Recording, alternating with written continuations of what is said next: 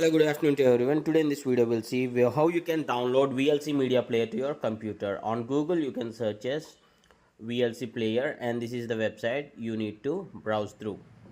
Okay, see, I'll drop this link in the description. If you want you can search in the description, and here when you click on this the download gets automatically started. If not, just click on this click link here and click on the first link. See here the download has automatically started. So you can directly double click on it or go to the download folder and right click and run as administrator. This is better.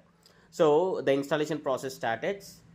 Just click on next, and if the download location is okay for you, keep it like that, and the installation process will take like 1 minute or so, something like that. It will quickly finish. Once it is finished, click on finish.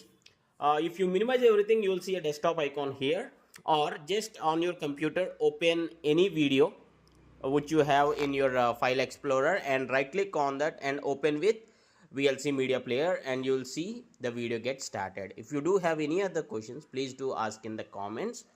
Any options regarding the VLC player or any questions, please do ask in the comments. Thanks for watching. Have a nice day.